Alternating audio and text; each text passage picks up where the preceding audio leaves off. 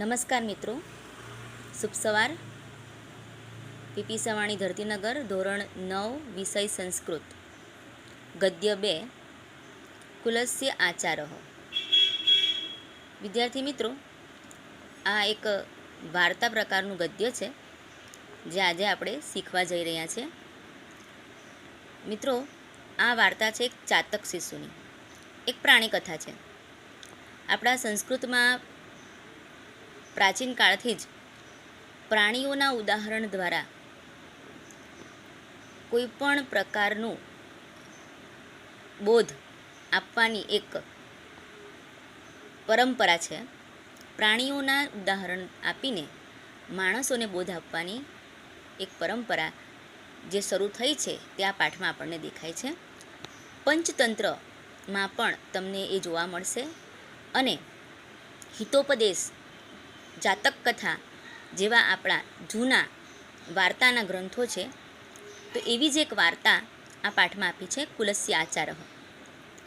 મિત્રો, આ પાઠ જે છે એ એક ચાતક શિશુની વાર્તાને વર્ણવે છે. મિત્રો, ચાતક શિશુ, જો આપણે ચાતક શિશુની વાત કરીએ તો એ ના ઘણા બધા પિક્ચર આપણને મળી જાય છે. આ 2-3 પિક્ચરો મેં લીધા છે, તે આપણે જોઈશું. જો આ ચાતક શિશુ જે છે તેનું એક આવું ચિત્ર મળે છે અને એક આવું ચિત્ર મળે છે. હવે આ 2 ચિત્રોમાં તમે જોશો તો બંનેમાં જે ચાંચ છે એની, આમાં આ ક્લોઝ છે એકદમ અને આ જરા દૂરથી લીધું છે, પણ બંને પક્ષીઓ જે છે તેનો દેખાવ થોડો અલગ લાગે છે. કયું હોઈ શકે એના વિશે એક પ્રશ્ન છે. તો આ જે તમને એની જે ચાંચ દેખાય છે એ આટલી બધી મોટી શા માટે છે? તો એને લગતો જ આ પાઠ છે કે આ ચાતક શિશુ જે છે એ ચાતક શિશુના કુળની એક પરંપરા છે.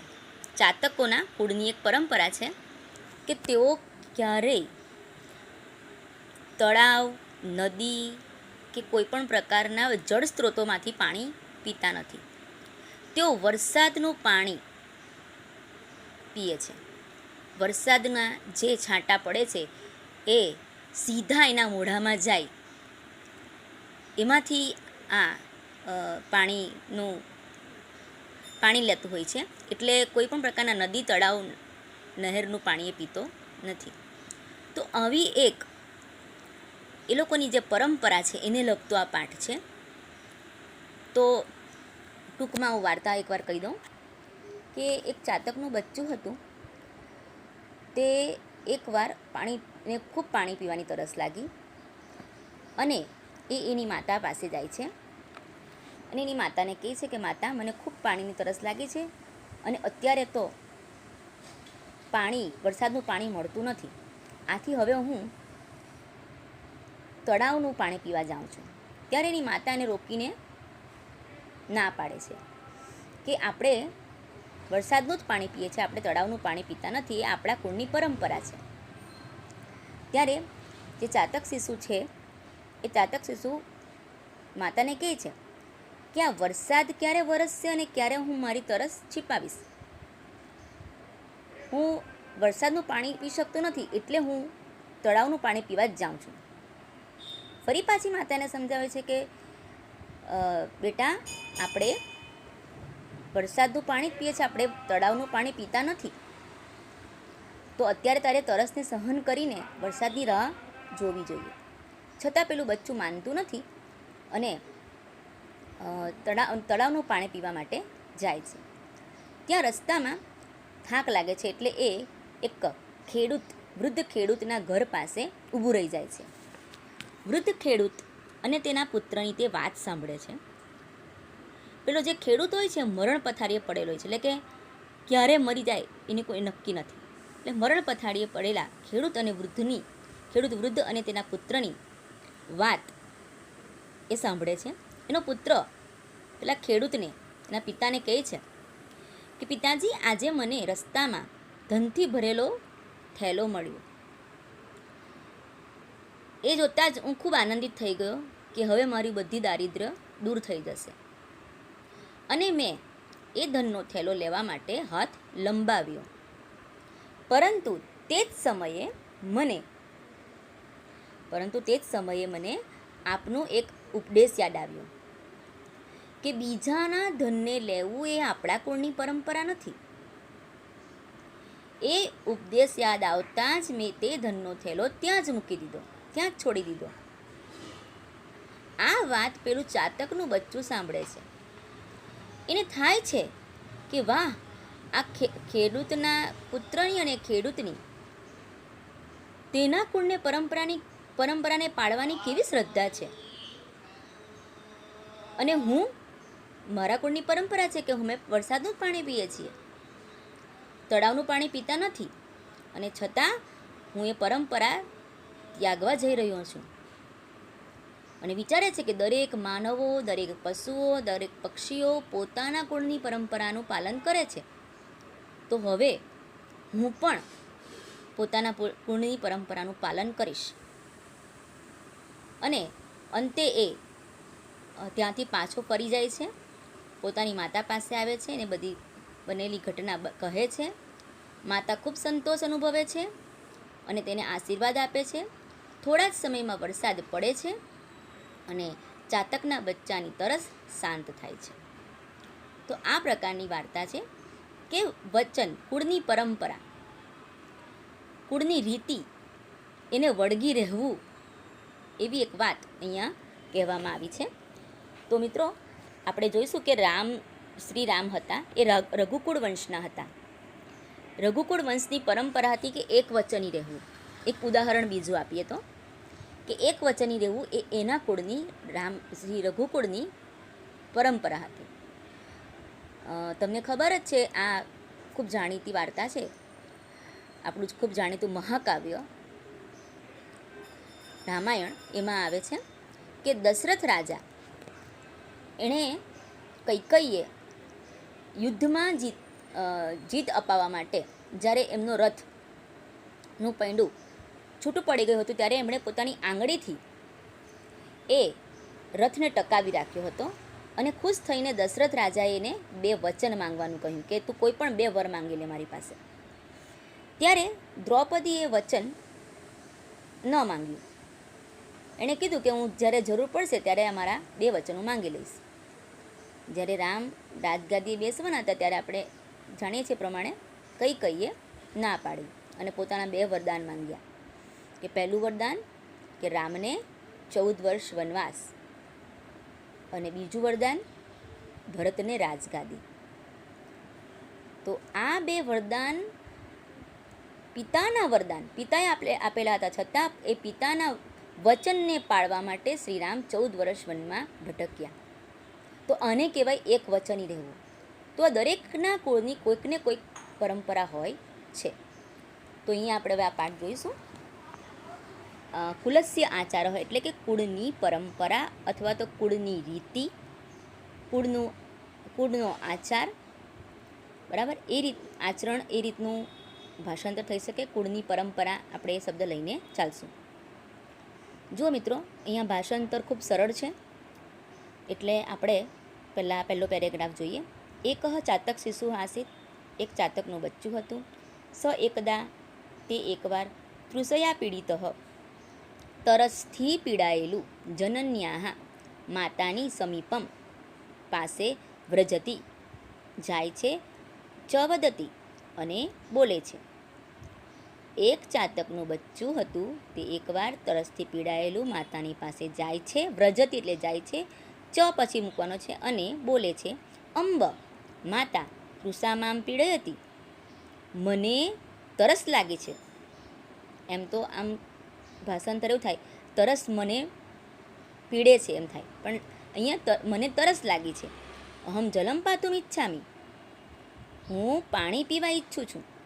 વિદ્યાર્થીઓ, તમને 8મા ધોરણમાં સંબંધક ભૂત કૃદંત અને હેત્વત કૃદંત આવી ગયા છે. તો અહીંયા પાતુમ એવો શબ્દ આવે છે.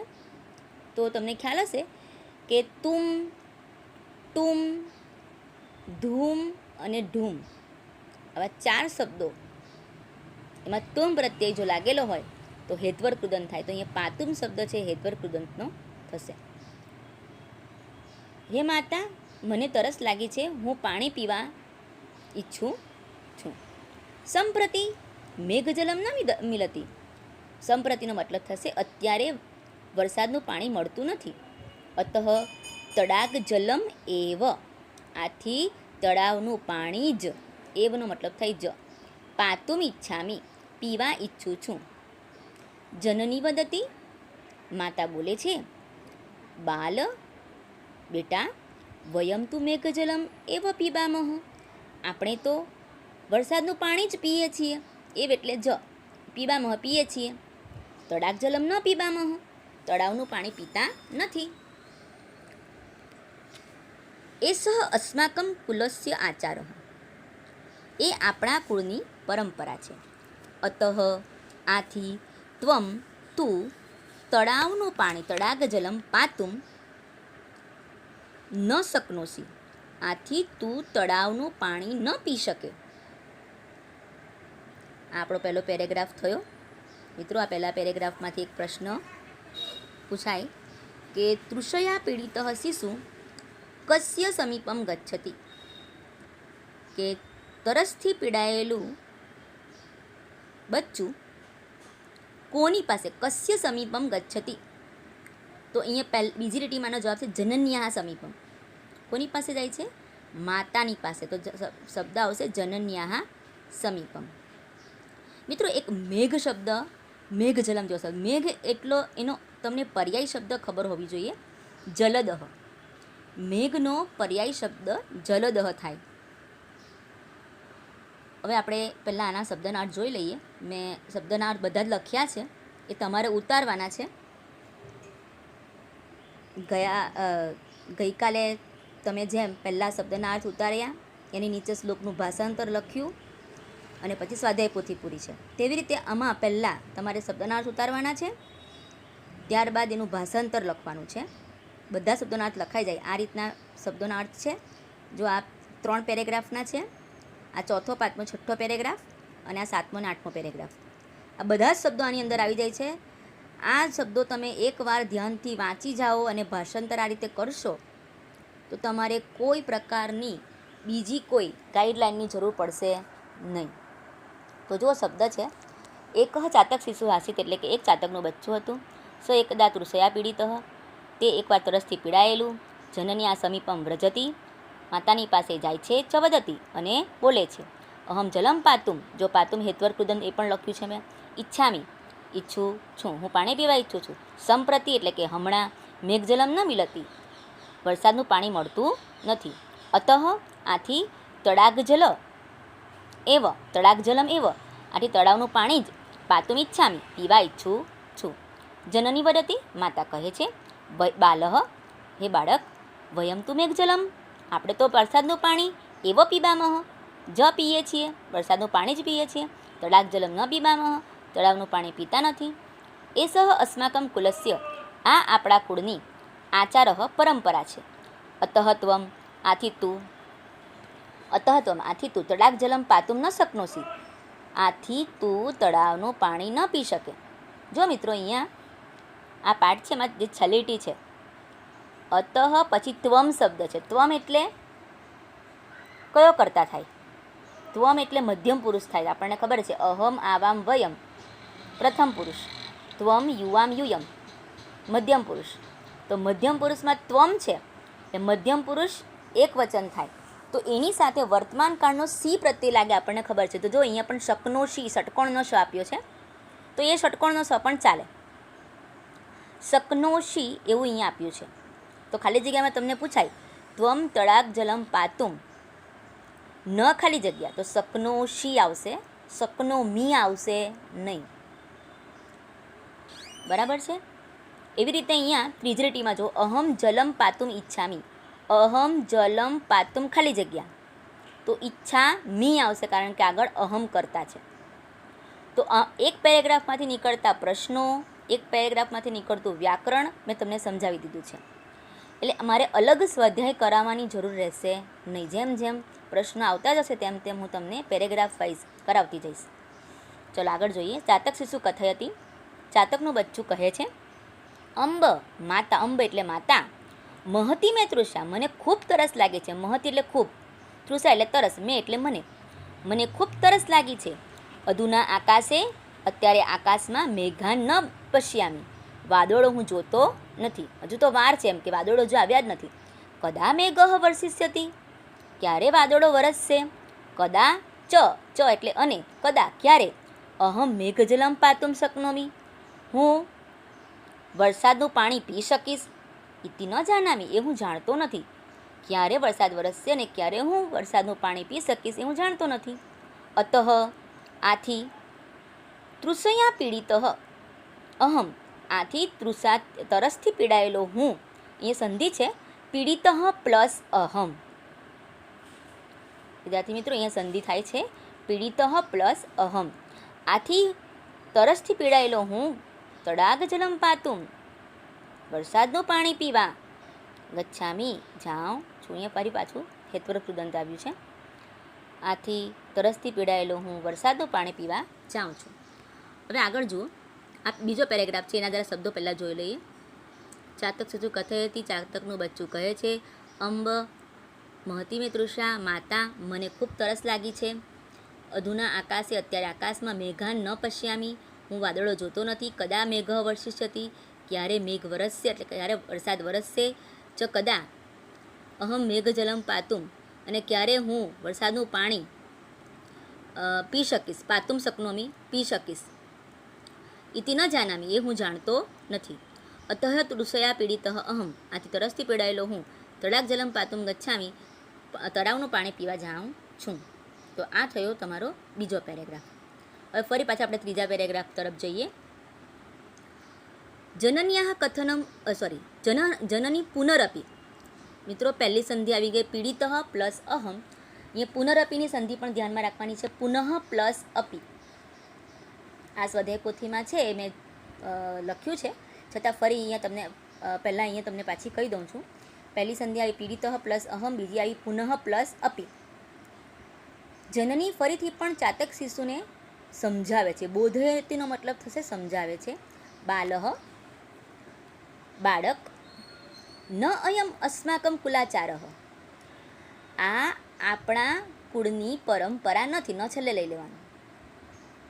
કુલાચારઃ સદૈવ રક્ષિતવ્ય એવ, કુળાચાર એટલે કુળની પરંપરાનું હંમેશા રક્ષણ કરવું જોઈએ. કુળની પરંપરાનું હંમેશા રક્ષણ કરવું જોઈએ.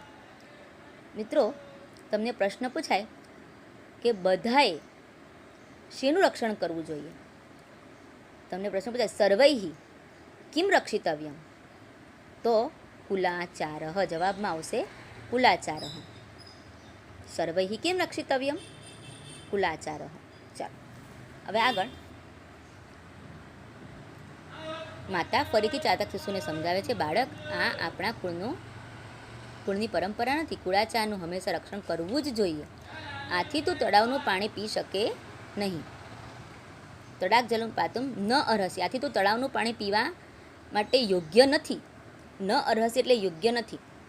તૃષાયાહ સહનમ કૃત્વા, તરસને સહન કરીને, મેઘસ્ય પ્રતીક્ષામ કરતું, વરસાદની રાહ જોવા માટે તું અર્હસી, યોગ્ય છે. તરસને સહન કરીને, મેઘસ્ય વાદળની પ્રતીક્ષા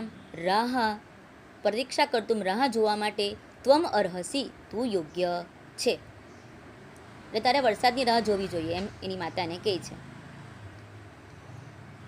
હવે એનું આપણે ત્રીજા પેરેગ્રાફનું જરા જોઈ લઈએ શબ્દો. જનની પુનરપી ચાતક શિશુ, માતા ફરીથી ચાતક શિશુને બોધયતી સમજાવે છે, બાલ બેટા, ન અસ્ય અસ્માકમ કુલાચાર, આ આપણા કુળની પરંપરા નથી. કુલાચાર સદૈવ રક્ષિતવ્ય એવ, કુળની પરંપરાને હંમેશા જાળવવી જોઈએ. અતઃ ત્વમ, આથી તું તડાગ જલમ પાતુમ ન અર્હસી, આથી તું તળાવનું પાણી પીવા યોગ્ય નથી. તૃષાયાહ સહનમ કૃત્વા, તરસને સહન કરીને, આગળના પાના પર જઈએ હવે. તરસને સહન કરીને, મેઘસ્ય પ્રતીક્ષા કરતું, વરસાદની રાહ જોવા માટે, ત્વમ અર્હસી, તું યોગ્ય છે. એકદમ સરળ છે, એટલે એક જ વાર હું બોલું છું. ન સમજણ પડે તો તમને આ શબ્દો અર્થ લખવાના જ છે, એટલે તમે ફરીને પણ આ શબ્દોના અર્થ વાંચીને ભાષાંતર મોડે કરી શકશો. ફરી આપણે ચોથા પેરેગ્રાફ તરફ જઈએ. હવે આગળ છે, જુઓ ચોથો પેરેગ્રાફ. જનન્યાઃ કથનમ અશ્રુત્વા, માતાની વાત અશ્રુત્વા, સાંભળ્યા વગર. શ્રુત્વા એટલે સાંભળીને, અશ્રુત્વા એટલે સાંભળ્યા વગર. મિત્રો એ ત્વા પ્રત્યે લાગે છે, તો ત્વા ય આપણે 8માં શીખી ગયા છે. ત્વા ય અને ત્ય પ્રત્યય હોય તો સંબંધક ભૂતકૃદંત આવે. તો માતાની વાત સાંભળ્યા વિના ચાતકનું બચ્ચું તળાવનું પાણી પાતુમ પીવા, તડાગમ તળાવે, ગંતુમ જવા, નિર્ગચ્છતિ નીકળે છે. ગંતુમ પાતુમ એ બધા હેત્વર કૃદંત થશે. માતાનું વચન સાંભળ્યા વિના ચાતકનું બચ્ચું તળાવનું પાણી પીવા માટે તળાવે જવા નીકળે છે. માર્ગે પરિશ્રાંત, માર્ગમાં થાકેલું. પરિશ્રાંતનો મતલબ થશે થાકેલું. માર્ગમાં થાકેલું. સયદા તે જ્યારે એકસ્ય કૃષકસ્ય ગૃહસ્ય સમીપે, એક કૃષક એટલે ખેડૂતના, ગૃહસ્ય એટલે ઘરની, સમીપે એટલે પાસે, તિષ્ઠતિ એટલે ઊભું રહે છે. તદા ત્યારે તાતપુત્રયો વાર્તાલાપમ શૃણોતિ, ત્યારે તે પિતા અને પુત્રનો વાર્તાલાપ સાંભળે છે. ફરીથી જરા આપણે ભાષાંતર જોઈ લઈએ. જો અહીંયા ચોથો પેરેગ્રાફ. જનન્યા કથનમ અશ્રુત્વા, માતાનું વચન સાંભળ્યા વિના ચાતક શિશુ તડાગ જલમ પાતુમ, ચાતકનું બચ્ચું તળાવનું પાણી પીવા, તડાગમ ગંતુમ તળાવે જવા, નિર્ગચ્છતિ નીકળે છે. માર્ગમાં થાકેલું તે જ્યારે, બરાબર, માર્ગે પરિશ્રાંત સયદા, માર્ગમાં થાકેલું તે જ્યારે એકસ્ય કૃષકસ્ય ગૃહસ્ય સમીપે, એક ખેડૂતના ઘરની નજીક, તિષ્ઠતિ ઊભું રહે છે. તદા એટલે ત્યારે, તાતપુત્રયો પિતા અને પુત્રનો વાર્તાલાપમ શૃણોતિ વાર્તાલાપ સાંભળે છે. કૃષક વૃદ્ધ ચ મરણાસન્ન આસીત, એટલે હવે અહીંયા 5મો પેરેગ્રાફ શરૂ થયો છે. પહેલાં આપણે જોઈ લઈએ 5મો પેરેગ્રાફ. જો અહીંયા 5મો પેરેગ્રાફ, અહીંયા આ બાજુ આ પાના પરનો છેલ્લો પેરેગ્રાફ છે. ખેડૂત વૃદ્ધ ચ મરણાસન્ન આસીત, ખેડૂત વૃદ્ધ અને મરણ પથારીએ પડેલો હતો. તસ્ય સમીપે સ્થિત, તેની પાસે ઊભેલો. તસ્ય પુત્ર, તેનો પુત્ર. તસ્મૈ કૃષકાય, તે ખેડૂતને. કથયતી, કહે છે. ખેડૂત વૃદ્ધ અને મરણ પથારીએ હતો, તેની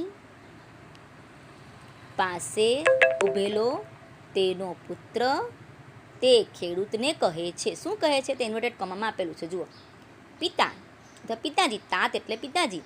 અદ્ય માર્ગે મયા, આજે રસ્તામાં મેં ધનસ્યુત પ્રાપ્ત, ધનનો થેલો, આજે રસ્તામાં મને ધનનો થેલો મળ્યો. આજે માર્ગમાં મને ધનનો થેલો મળ્યો. તસ્ય દર્શનાત, તેને જોઈને હું ખુશ થઈ ગયો. આનંદ જાતો એટલે હું ખુશ થઈ ગયો. તેનાથી મદિયમ દારિદ્ર્યમ નષ્ટમ ભવિષ્યતિ, તેનાથી મારી ગરીબાઈ દૂર થશે. મારી ગરીબાઈ નષ્ટમ ભવિષ્યતિનો મતલબ અહીંયા દૂર થશે એવું કરવાનું છે. ઇતિ વિચાર્ય, એમ વિચારીને, ધનસુત ગ્રહણાય, ધનનો થેલો લેવા, ગ્રહણાય એટલે લેવા, અહમ હસ્તમ પ્રાસારયમ, મેં હાથ ફેલાવ્યો, લંબાવ્યો. પ્રાસારયમ લંબાવ્યો. અહીંયા પછી એક શબ્દ આવે છે વિચાર્ય. વિચાર્ય એટલે વિચારીને, એ સંબંધક ભૂતકૃદંત છે, બરાબર છે. આગળ, કિંતુ તદૈવ મયા ભવદીય ઉપદેશ સ્મૃત, પરંતુ ત્યારે જ મને આપનો ઉપદેશ યાદ આવ્યો. અન્યસ્ય ધનસ્ય ગ્રહણમ, બીજાનું ધન લેવું, અસ્માકમ કુલાચાર ન, આપણી પરંપરા નથી. બીજાનું ગ્રહણ લેવું એ આપણા કુળની પરંપરા નથી. અતઃ આથી, અહમ હું, તમ ધનસૂતમ તે ધનનો થેલો, આથી મેં તે ધનનો થેલો, તત્ર એવ સંધિ છે અહીંયા, ત્રીજી સંધિ આવી, પહેલી પીડિતઃ પ્લસ અહમ, બીજી પુનઃ પ્લસ અપી અને ત્રીજી છે તત્ર પ્લસ એવ. આથી મેં તે ધનનો થેલો ત્યાં જ અત્યજમ છોડી દીધો. ત્યાં જ છોડી દીધો. બરાબર છે? એકદમ સરળ ભાષાંતર છે. ફરી પાછા આપણે એકવાર જોઈ લઈએ.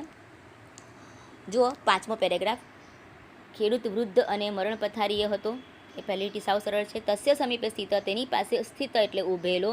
તસ્ય પુત્ર તસ્મૈ કૃષકાય કથતે, તેનો પુત્ર તે ખેડૂતને કહે છે. તાત પિતાજી અદ્ય માર્ગે મયા ધનસુતઃ પ્રાપ્ત. આજે મને, જો અહીંયા નાના શબ્દોમાં લખેલું છે, આજે માર્ગમાં, તમે જોઈ શકો છો, આજે માર્ગમાં મને ધનનો થેલો મળ્યો. પિતાજી આજે માર્ગમાં મને ધનનો થેલો મળ્યો. તસ્ય દર્શનાત આનંદ જાતા, તેને જોતાં હું ખુશ થઈ ગયો. તેન મદિયમ દારિદ્ર્યમ, તેનાથી મારી ગરીબાઈ નષ્ટમ ભવિષ્યતિ, નષ્ટ થશે.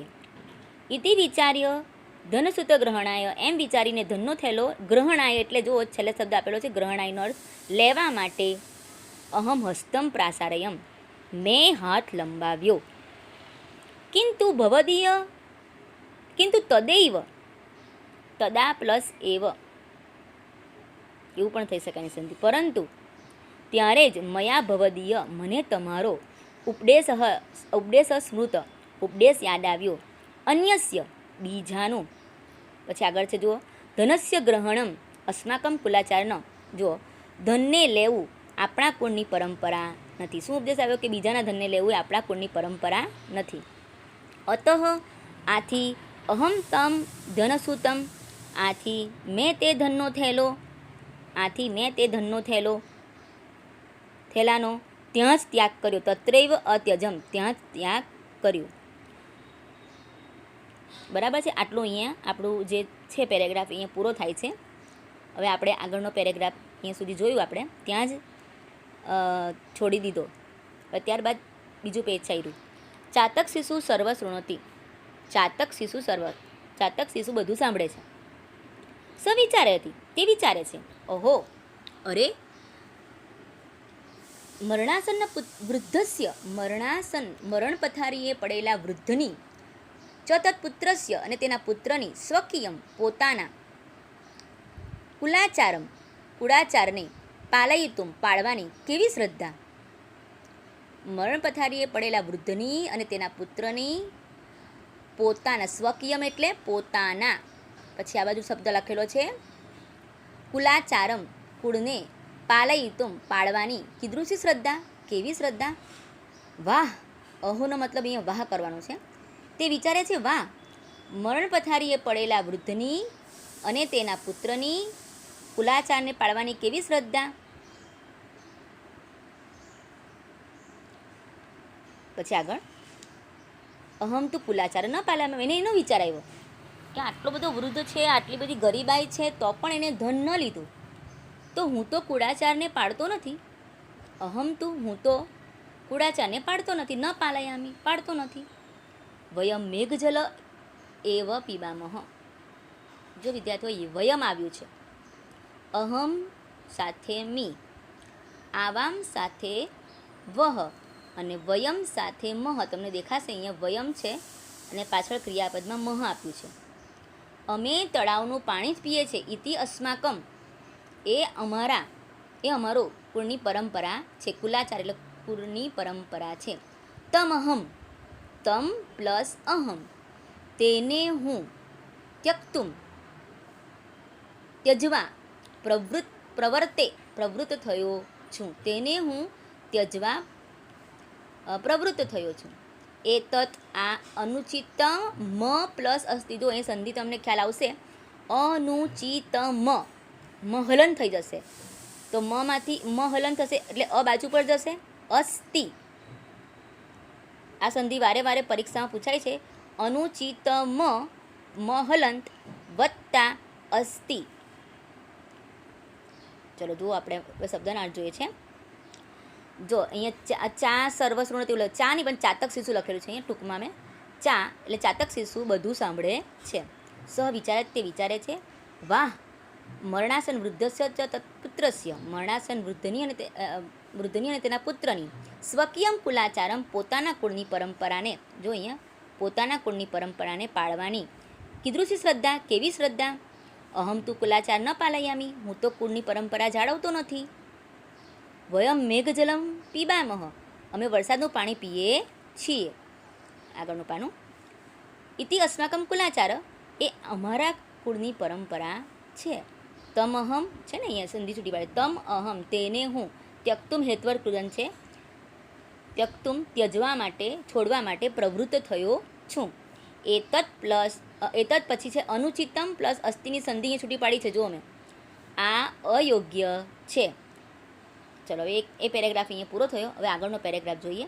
નીચે સચિંતયતી, ચિંતયતીનો મતલબ પણ વિચારતી થાય, વિચારે છે. તે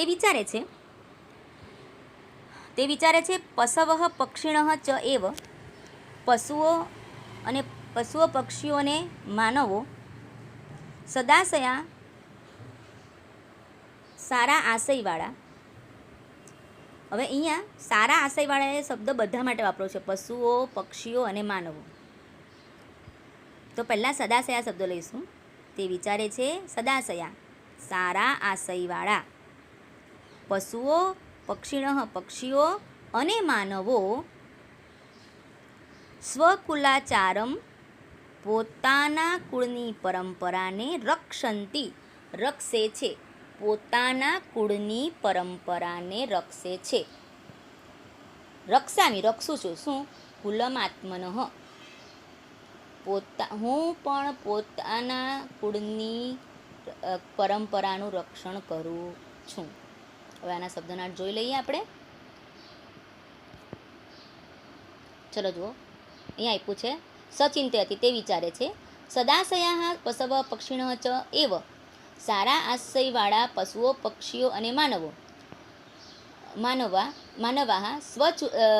સ્વકુલાચારમ પોતાના કુળની પરંપરા રક્ષંતી જાળવે છે.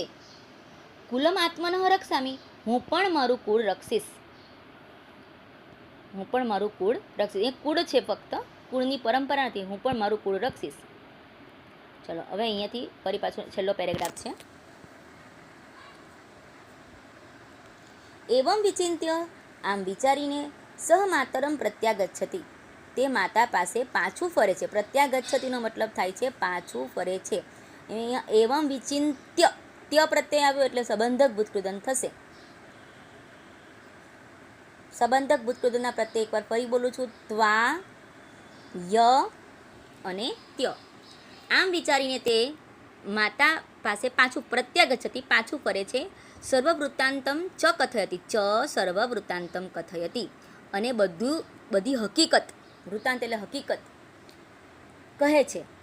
માતા સંતોષમ અનુભવતી, માતા સંતોષ અનુભવે છે. કેમ? કારણ કે એને છેલ્લે સમજણ પડી ગઈ કે કુળની પરંપરા તો જાળવવી જોઈએ.